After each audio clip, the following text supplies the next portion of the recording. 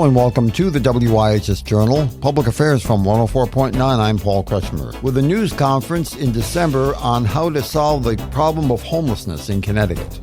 Hi everyone, my name is Sarah Fox. I'm the Chief Executive Officer of the Connecticut Coalition to End Homelessness. CCEH runs our statewide initiative, CT Can End Homelessness, to solve homelessness across Connecticut.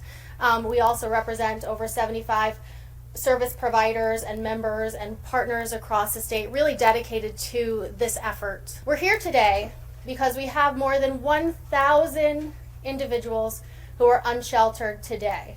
We are seeing a crisis. We're seeing a national crisis, an affordable housing crisis, and in our streets we're seeing a rising tide of homelessness caused by an affordable housing crisis that we're working to obviously manage as best we can.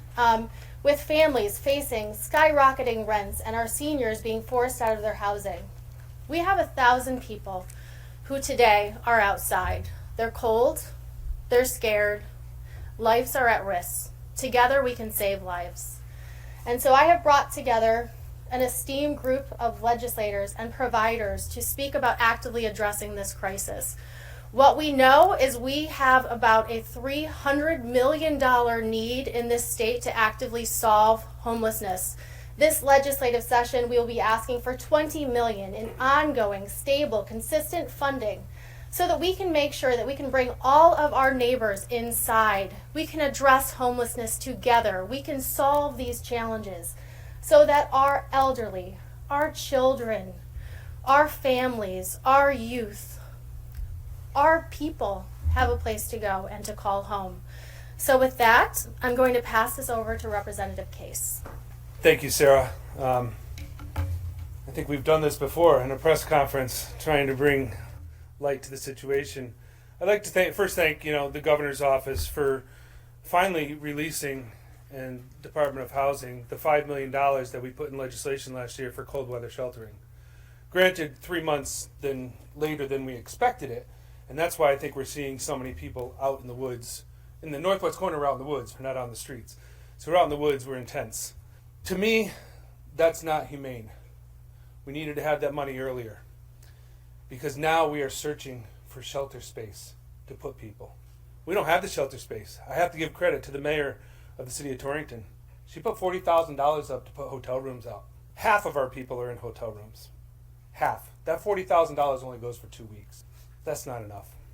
We do have $256,000 for the northwest corner for shelter, but we don't have a shelter yet. We've had many buildings offered to us. We've talked about many buildings. They've fallen through because we didn't have the money to put the deposit on. It was promised to us in September. It came to us in November. Now we're in square one, looking at buildings, looking at places. When you come to the northwest corner, you see people in tents. We go out in the woods, we look at people, we meet people. It's not fair. We have housing vouchers in the state of Connecticut from DOH, thankfully, if it's government dollars. The housing vouchers aren't enough for rents. So half of our people who are unsheltered have housing vouchers, but they can't use them because they don't cover the rents. So here today, we are talking about tomorrow is the first day of winter. Today, we're talking about getting those people into a shelter so we can get them services. I don't care where it is, but people have to realize when you use state dollars, there are some catches there. You have to have permitted place, you have to have plans, you have to have things that move forward. Before COVID, these churches and places that had shelters, they were all by volunteers. We don't have those volunteers anymore. Now we have to pay staff to be in them. So with that, I want to move on to some others that want to speak, but listen, today is the day to get people into shelter. In the northwest corner alone, our coordinated access network, the Gathering Place, had 608 new intakes, not repeat intakes, new intakes in less than 12 months, with over 7,385 continual visits in 1 year. That's people coming and taking a shower, doing their laundry, asking for services, getting a haircut, and going back in the woods because they have no place to live. That's not humane. Our job today is to try to find the shelters, get the people in the shelters, and our job as legislators, I'm looking at some of my legislators here, we have so many bills out there on affordable housing. We have to take a look and see what housing is available to shelter these people who need a step up, need to get services, need to find a place to live. If you see some of the families out there that just hit the economy hit their lives. Some people were a paycheck away, and guess what? That paycheck is no longer good. It's sad. They're in their cars. People, it's time we wake up. Once again, we did step up with $5 million as we did during COVID, $5 million each year. We pushed for it for another year to bridge us. I'm being told that next year there will be no dollars. We will work on that. But our long-term effect is to work with Department of Housing and other agencies to make sure that we have housing, we have places for these unsheltered people to go, not only to spend the night, not only to sleep, but to get the services so they can come back and be in society with the rest of us. With that, I want to thank everybody for coming out. And now I'm going to call up Deirdre Cara from from Fish Shelter in Torrington. Sorry, everyone. Yes, I am Deirdre DeCara, Executive Director at Fish Friends and Service to Humanity of Northwestern Connecticut, where we have a shelter, 35 beds, which we welcome families, individuals, and veterans. And we currently have 5 families living with us, 10 children, and I'm so thankful we had a baby born into the shelter last week that mom made it under our roof. Thank heaven.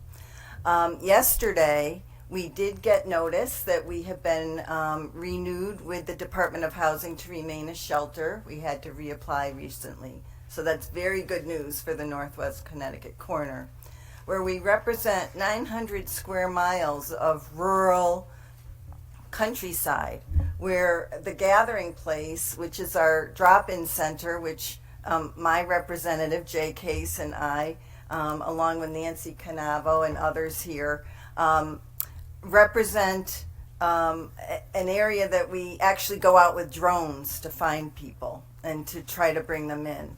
But last week, on Wednesday evening, we were up till midnight at a planning and zoning meeting where we're still waiting to have a church approved to become the overflow shelter. This is really a public health crisis. Are we going to worry that people are not only getting frostbite, which leads potentially to amputation, to death? We've got to get these people inside. We have about 100 people that we're aware of currently unsheltered outside in the Northwest Hills. And we really, even with the overflow shelter, we'll still have 60 people outside. We need to address this. It's a real crisis. Thank you. And now I'd like to call up State Representative Corey Paris. Good morning, everyone. Thank you all for gathering today. Sarah, to the advocates, to my esteemed colleagues. Really don't know what to say, given the circumstances that we're facing only 5 days before Christmas holiday. But it does put into perspective that the things that we worry about in our lives are so minuscule in comparison to the 30 unhoused and unsheltered children that are in Fairfield County right now, or the nearly 262 aging and elderly residents of our state who are in the cold and have no shelter. Christmas is not even a thought for them. Hanukkah is not a thought for them. But it must remain a thought for the rest of us standing behind me and with me on this issue. This news conference was sponsored by the Coalition to End Homelessness in Connecticut and was introduced by Sarah Fox, the Chief Executive Officer of that organization. It was held during the month of December at the state capitol. For further information, call us at 860-346-1049, 860-346-1049, or email us, office@wihsradio.org, office@wihsradio.org. Opinions expressed are those of the participants, not necessarily those of the staff or management of the station. I'm Paul Kretschmer on the WIHS Journal, Public Affairs from 104.9 WIHS.